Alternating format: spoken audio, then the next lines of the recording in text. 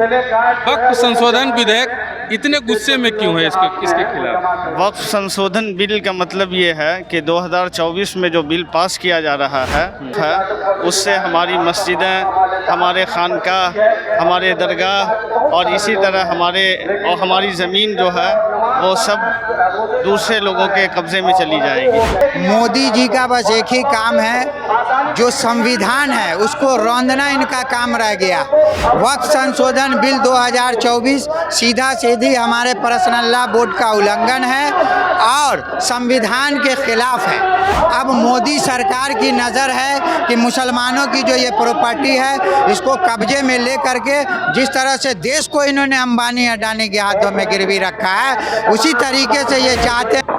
तो मैं मोदी या योगी को नहीं जानता हूँ, मैं अपना हक का लड़ाई लड़ूंगा मरते दम तक। गोली जितना भी भारत सरकार चलावेगा अकेला सीना पर खाऊंगा, सबको बचाऊंगा, अपना हक को वापस लूंगा। और मांझी जी भी, संतोष मांझी जी की सोचते हैं, चिराग जी खुद चाहते हैं कि पिताजी की जो जानसी हैं वारिस बने हैं। तो ये रामविलास जी का एक नाम था, मुसलमानों के मुद्दे पर मुखर थे, मुसलमानों के साथ खड़े रहते थे। इसलिए मुझे उम्मीद है रामविलास चिराग जी भी इस बात को समझेंगे और इस बिल में समझाएंगे मोदी जी को कि गुरूर और तकब्बुर किसी का नहीं रहा है। आपका 400 पार का नारा भी फुस हो गया और उत्तर प्रदेश में भी आप आधा हो गए।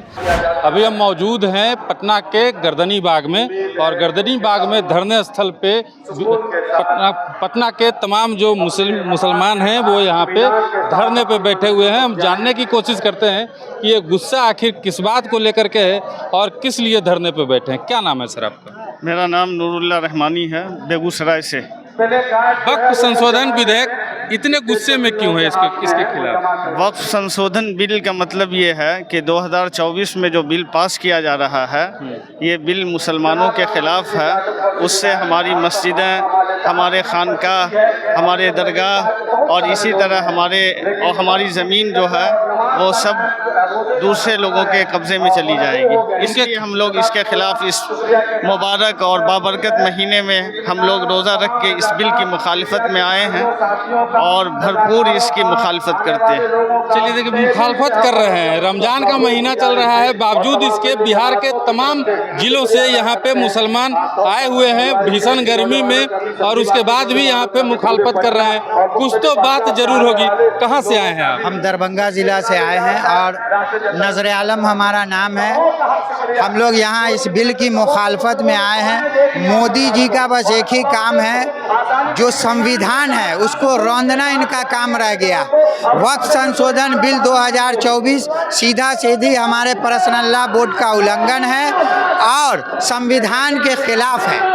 हम सरकार के इस बिल की मुखालफत करते हैं और तब तक करेंगे जब तक सरकार इस बिल को वापस नहीं लेती है। ऐसा क्या है इस बिल में जिसका विरोध कर रहे हैं आप? देखिए, ये जो ज़मीनें हैं हमारी, अब मोदी सरकार की नज़र है कि मुसलमानों की जो ये प्रॉपर्टी है इसको कब्जे में ले करके जिस तरह से देश को इन्होंने अंबानी अडानी के हाथों में गिरवी रखा है उसी तरीके से ये चाहते हैं कि ये मुसलमानों की जो प्रॉपर्टी है, वक्फ अल्लाह की ज़मीन है, उसको ये चाहते हैं छीन करके और मुसलमानों को दूसरे दर्जे का नागरिक बना करके भारत में रखने का ये एक सोची समझी साजिश पे ये काम कर रहे हैं, जिसके खिलाफ आज हम लोग इकट्ठा हुए हैं। अच्छा, लगता है कि मान जाएंगे इस धरने से कुछ नतीजा निकलेगा? बिल्कुल, हम लोग इसके लिए आखिरी क्षण तक लड़ेंगे, चाहे हमारी जान क्यों न जाए, मोदी सरकार गोली क्यों नहीं चलाए, लेकिन इस बिल के खिलाफ हम लोग पुरजोर मुखालफत करते रहे हैं और आगे भी करते रहेंगे। देखिए, तमाम जो पार्टियां हैं वो मुसलमानों का वोट लेना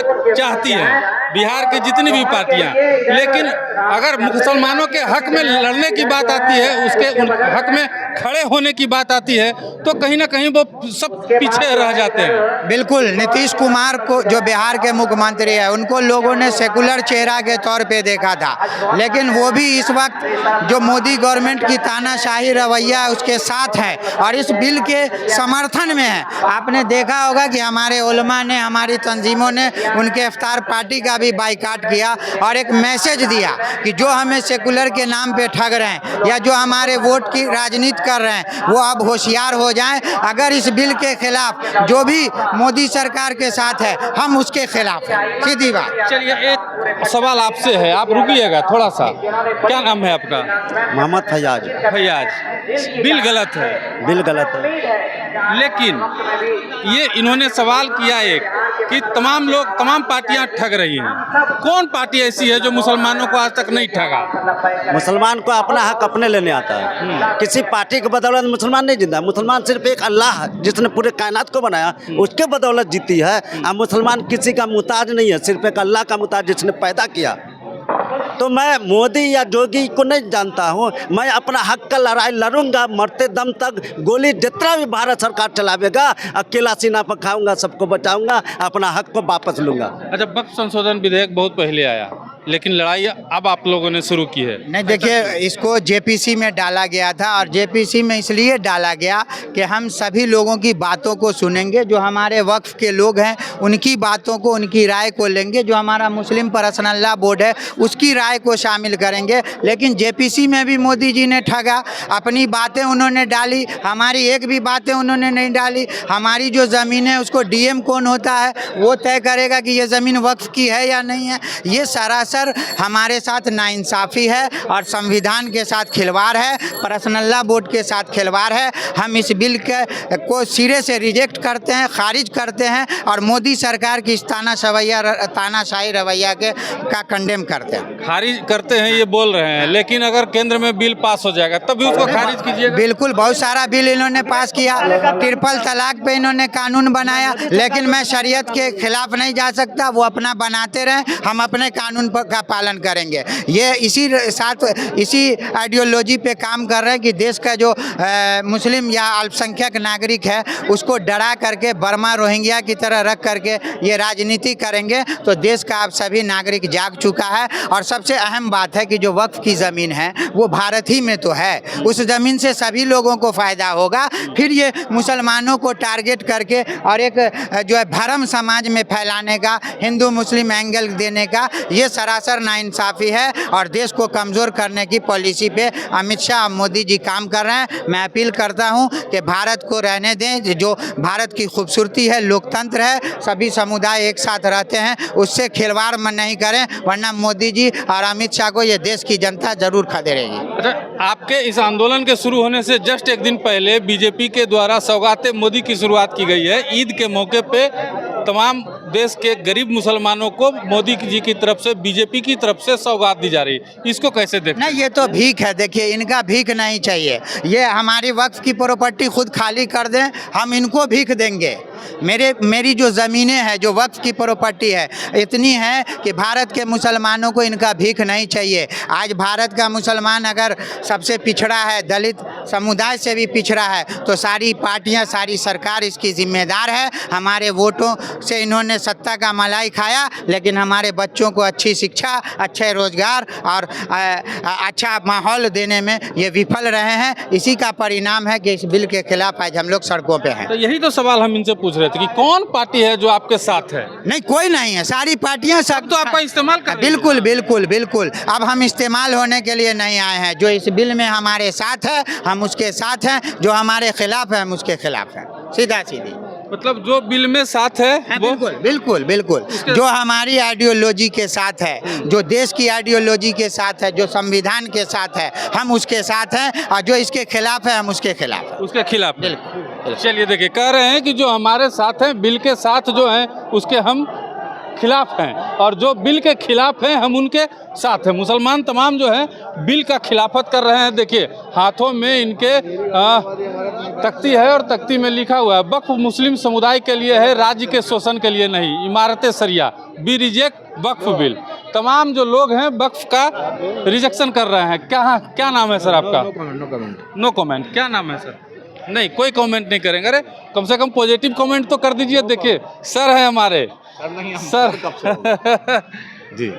क्या देख रहे हैं, कैसे देख रहे हैं इस आंदोलन को? भाई, लोकतंत्र में एजिटेशन करना, प्रोटेस्ट करना संवैधानिक अधिकार है। उसी संवैधानिक अधिकार के तहत हम लोग आए हैं और जब all India Muslim personal board और मिली तंजीम ने ये घोषणा किया था तो उस घोषणा को हमने लब्बैक का हमारे लीडर बैरिस्टर असद ओवैसी साहब, अख्तर उल ईमान साहब ने हमने देखा कि यहाँ सबसे पहला आए हुए थे और दिल्ली में बैरिस्टर साहब थे।